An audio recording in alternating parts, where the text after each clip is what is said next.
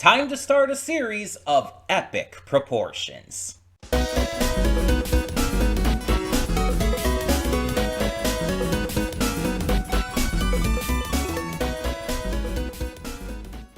Hey everyone, welcome to Princess Gay. I'm your host Connie, and today we will be beginning Epic the Musical. So this is a big thing. I know that this is extremely popular and has an extremely dedicated fan base. So I'm going to say right off the bat, I apologize. Just for anything that ends up happening, anything I end up saying, or anything I end up thinking. I'm just going to say right now, I apologize. Just getting ahead of the game, you know? I don't want to be crucified for anything I'm going to end up saying here. But let's talk about this. So, for those who don't know, Epic the Musical is not actually a musical. Well, not in the traditional sense. It's not a stage play. Epic the Musical is a 9-part series of albums that is meant to be sort of portrayed in the same way that a musical would be. It's musical theater without the theater. You know what I mean? And it is based off of the tale of Odysseus, the Odyssey, one of the greatest stories ever told. An epic written by Homer, a sequel to the Iliad, and probably the epic, hence the title. For those who don't know what an epic is a story that chronicles a long period of time and showcases a character or characters going through these remarkable journeys, showing heroic feats, and just this larger-than-life scale to it. There are very few works in the world that I would truly consider an epic. And the Odyssey is like the single best example of what that means. And this, like I said, is split into a bunch of different albums, but it's also specifically split into sagas. Each saga has a set of songs that kind of like retells the Odyssey, that retells portions of the famous story. And I want to say off the bat, I do know the story of the Odyssey. I have read the Odyssey multiple times since middle school, I think is the first time I read it. And I don't remember everything because I haven't read it since like 2011, 2012, somewhere around then. It was just out of high school. I read it like once out of high school and I haven't read it since. So it's been a while, admittedly. But I remember a good portion of it. I mean, everybody knows Polyphemus. But you also have to account for Circe and Charybdis. You have to account for so much stuff in here. And a lot of this is going to be me kind of relearning some of this, because again, it's been a long time. But there's certain things that is going to be like clicking in my head as we go. And I'm just going to like understand and remember more as we listen to this. Now, I don't know like what kind of music this is, so I don't know if it's like rock musical, like a rock opera or something, or if it's something more like I don't know, a Lin-Manuel Miranda musical, or something more akin to, I don't know, Wicked. I don't know. I don't know like what style and genre of music this focuses on. I also don't know if there's anyone in this I might know. I just don't know. But we are going to be experiencing this through Animatics. I found a series of Animatics that covers everything. I made sure that it does cover every single song in the musical. And the Animatics seem to have like a number of different people who have made them. They're not all by the same person. And I kind of like that, because that way we get to see a few different styles for these animatics that get to show off these different art styles and different ways the animatics have been done and everything. And yeah, it's going to allow me to definitely enjoy this in a different way, because I'm someone who, at least for this channel and for my reactions, I'm not someone who can just listen to something. There are some reactors who can just listen to music and vibe with that and react to that, and I have to have some kind of visual stimulation as well. I have no problem listening to music, but there's got to be like a music video or an animatic or something like that. And we've done both on this channel before. We've done plenty of music videos at this point. We've done animatics, and we've done some that are even both. And so I feel like this almost kind of counts as both. But again, it's also going through a story that I have read in the past. A story that I do, at least to a good degree, know. Now, let's talk about how we're going to do this, because this is obviously our YouTube reaction, our Monday YouTube reaction. Is this going to be a weekly thing? Are we gonna like do this every week until we're done? And the answer is probably not. I'm not gonna guarantee that this is going to be like every single week, like in a row. We might have some stuff in between and stuff, like a lot of other things we've done on the channel.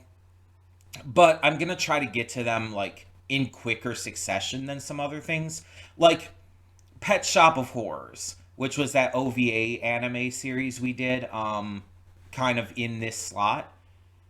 That would absolutely not be the same kind of thing. Because with Pet Shop of Horrors, there were 4 of them. And we did them over the course of, like, I think a year and a half, maybe 2 years. It took a while to get to all of them, because we had months in between each one. I don't plan on doing that for this. We might have, like, a week or 2 in between them. And again, it's just going to kind of depend on how I'm feeling at the moment and what I'm like wanting to get to. We're also going to do this by sagas. We're going to do one saga at a time each video. So there's like 9 of them. Let me see. I have the list here. There's, I think, like 2 or 3 acts. There's 2 acts. And there's 9 sagas between those 2 acts. We're going to do them by saga. Each saga has like 4 or 5 songs or whatnot. This first one has 5 songs. And it is the Troy Saga. Apparently this originally debuted on Christmas 2022, but was re-released on the 4th of July 2024. Interesting dates. First Christmas and then Independence Day. It's like, what? Random. But yeah, this is going to be the start of Odysseus's attempted journey back home to Ithaca. And we're going to see how everything really kicks off following the Trojan War. I'm very interested to see this, to hear this, to like see what the music is like. Maybe the music's going to be different depending on like different acts and different sagas, different singers. That would be really cool, actually, if the music actually changed for things like that. Like having different kinds of music for Odysseus singing versus Polyphemus singing, or Circe, or so on and so forth, Hades. Having different kinds of music for each singer would be really cool, actually. I don't know if that's what they're going to do here, though. But the last thing I'll touch on before we get this going is, you may be wondering, okay, I get all this, but why are you doing this? Did someone request this as a donation reward? No, this was not chosen as a donation reward. This is something that I wanted to get to. And the reason for that is because, one, I tend to like the Odyssey and Greek mythology. And two, I have actually seen a couple other reactors, most notably Danny Mata, reacting to this lately. And I really enjoy Danny Mata's content. And I he was hounded to react to this. And he's been reacting to it, and apparently, from what I've gathered, even though I haven't watched the reactions, from what I've gathered from at least his thumbnails and stuff, and how he's talked about it in other videos, he's been enjoying it. He's been really getting into it. So, I think I want to start my journey into this as well. Plus, it's something different for the channel, something more unique than a lot of the stuff we tend to do.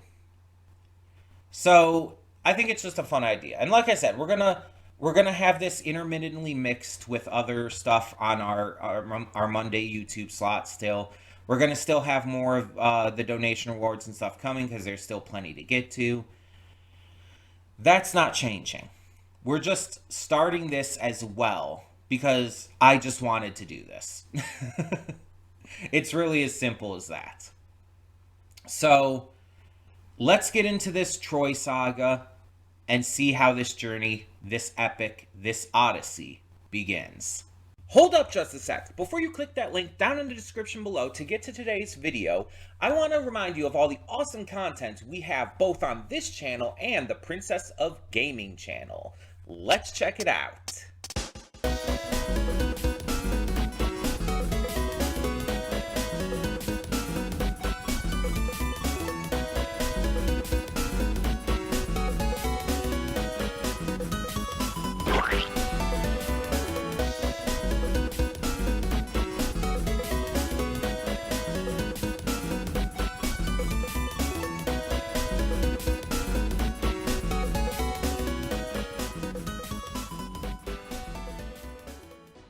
And we are back, and we'll begin with spoilers in 3, 2, 1, now. So, the Troy saga really sets the kind of tone and focus of this story by introducing us to what this is going to be about King Odysseus of Ithaca and his 600 men trying to return home following the Trojan War. And we get to see how he struggles with a lot. Going from this hero of the war to being told by the gods to have to kill this infant, which he reluctantly does. And then on the way home, having to deal with a difference of kind of ethical treatment and opinion in relation to what to do and how to handle situations as they continue along. It shows that Odysseus is very open to change, but that it's something he does struggle with. And we see this especially with the island of the Lotus Eaters. Polites encourages him to scout the island out first rather than to just go in guns a-blazing, setting fire to everything. And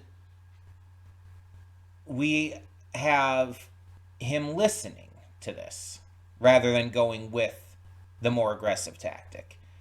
And even while on the island with Polites, Polites is telling him, we have to do the best we can to not go overboard here. We have to greet the world and others with open arms. Basically, let's calm the fuck down. The war is over.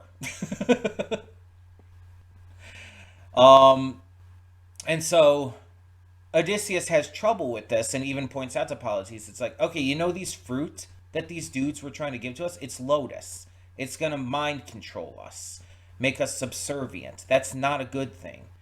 And Polites is like, it's all right. It's all right. Hey, Lotus Eaters, do you know where we can get something else to eat? And they're like, yeah, there's a cave to the east. And it's like, sweet, nice, let's go do that. And it's like Polites just has this like eternally optimistic attitude while Odysseus is struggling with it, it's something that a lot of people I feel struggle with. Whether to be optimistic towards the world that we're living in, especially with all the things happening in it, or to have a more pessimistic attitude, or even a balanced one.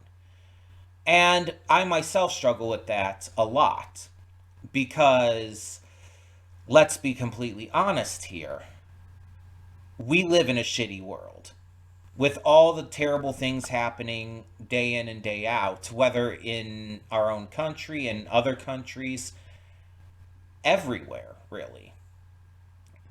It's hard to keep positive. And there's a lot of times where I just want to curl up in bed and just cry. Not for anything happening to me specifically, but for all the people in the rest of the world. Those being victimized by Russia, the Palestinians being genocided by Israel. Everywhere in the world, people being killed because of like really stupid reasons. And it's terrible. And of course, you have all of the bigotries around the world too, born from hatred and misunderstanding. It's hard to keep positive. And sometimes it's not right to look at things too positively. Because if you're too positive and too welcoming all the time, you'll be taken advantage of. That's why you should have a balanced approach to it.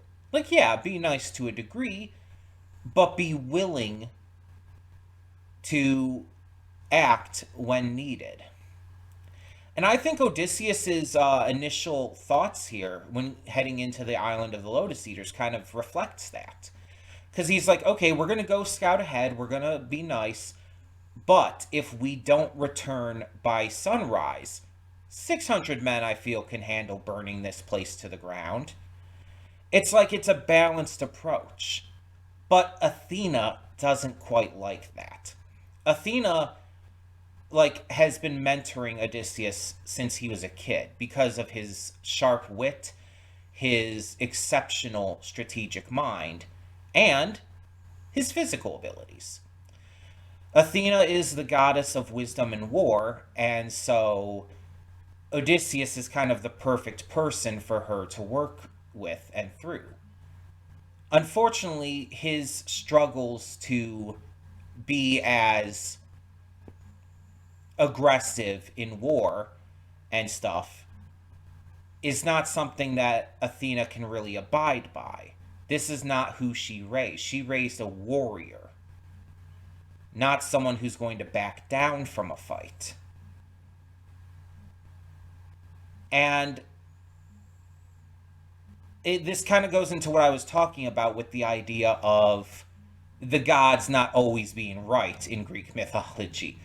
The Greek gods, the Greek pantheon, let's be completely honest here, are kind of fucked up. Most, if not all of them, to varying degrees, of course, are constantly doing terrible shit. And basically excuse it by just the idea of that they're gods. It's so they're just allowed to do that terrible shit. And a lot of them just want to control humanity and shape it in their image. And Athena's no exception to that. Athena might not be like Zeus levels, but to say that she's like not a bad person is just false. Again, I don't think you can really say any of the Greek gods are wholly good. Most of them are, if not all of them, are like mostly bad. Or at least like 60% bad. But Athena has just as many issues and problems as the rest of them. And we're seeing that here. Because Athena's will would have been to just burn the Lotus Eaters' land to the ground. she is upset that Odysseus had a more peaceful approach. And even if he was peaceful at first, when it was found out that they were tricking them and were gonna, have them eat of the lotus and all, definitely would have been like worthy of burning down at that point, right? But no. Polites manages to convince Odysseus, let's find out where we can find something else to eat, and we will move on. Greet the world with open arms rather than a closed fist. And again, Polites and Athena kind of represent the warring ends of the spectrum here. Polites is too nice and trusting, but Athena is too savage, too war hungry. Odysseus is caught in the middle, but he's not being allowed to stay in the middle. He's being pulled one side to the other and being told he has to pick. And that's not right. But I love this conflict because it really allows the character to grow. And as we're going to see throughout this journey, this epic, Odysseus's character, like I said before, changes from where he is at the beginning to where he is at the end. He becomes an entirely different person. And it's going to be one hell of a journey he has to go on to become that person. But it's one of the greatest stories ever told for a reason. And this is only the start. This is only the kickoff. You haven't seen anything yet. Now, talking about the music itself, I like that there's different styles and different vibes to it. Each of the songs kind of feels like its own thing. And in a lot of cases, that makes sense because they're different points and different struggles, different focuses. And it makes sense that they would have a different style to reflect that. There being this more like rock tone almost to the war happening, the attack with on Troy and all, makes perfect sense. But like the softer tone with Odysseus struggling over being just a man and how to handle this conflict in his mind. The softer tone that kind of builds a little bit into more of this questioning sound, this struggle of a tune, and so on and so forth. It's like they each kind of have their own purpose in how they're written lyrically and musically. If I were to say a favorite of mine from this saga, I think I would probably have to go with Just a Man. With the horse and the infant as like the second, just because of my own personal musical tastes. Just a Man also just did speak to me and really like hit me on a like heavy level because of its like themes and context and like the struggling to do what's right when you're being told by someone who you see as in control or in power over you what to do, and you struggling with questioning whether their instructions are correct. It's something that I've definitely struggled with. Obviously not to this kind of heavy degree, but still. Not to mention the fact that it's a song that I realize now that I've heard on TikTok a lot. And I did like from that. I just never again looked it up. It's like that just that wins me over quite a bit too. Like I said, it happened with Red Flags by Tom Cardy. When I reacted to the animatic or the animation for that by I believe it was Montaigne. I recognized the song once it hit that certain point that was like all over TikTok, and it's like I got like super excited over it because I recognized it. The same thing here. it's like recognizing that it gave me like this rush, and it felt like just really cool to like realize what I was listening to there. I'm not surprised that parts of this would be used for TikTok sounds. Like that's not a surprise at all. I just didn't know that's what this was. And when that part started, it's like it just like swept over me. um if I had to say a least favorite, Full Speed Ahead, I guess. Just speaking from, again, personal tastes and everything, it was just, it was okay. It wasn't anything special. It wasn't bad by any means. None of these were bad. But it wasn't as good as some of the others. And that's, again, it's just a personal taste thing. It's obviously extremely subjective, like all music is. All of the animatics were great. I'm talking specifically about the music here. All of the animatics were great. Let me give the names again.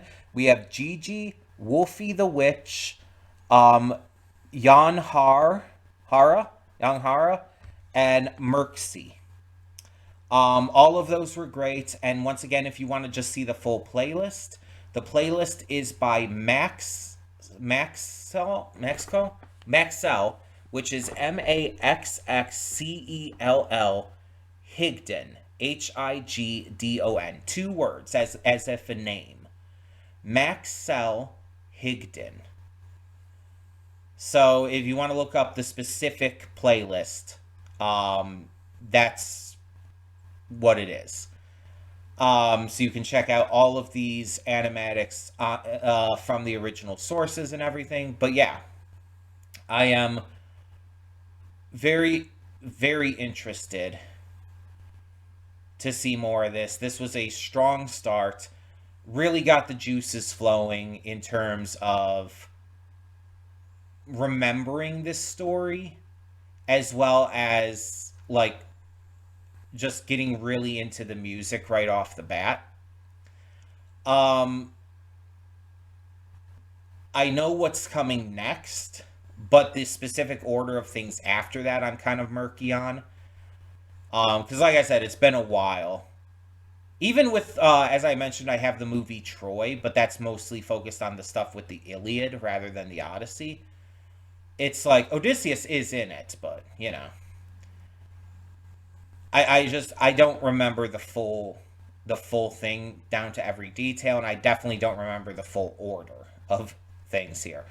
I didn't remember the Lotus Eaters, but I think that's also because they're like so not forgettable, but like very minor in the grand scale of the Odyssey, comparative to other stuff.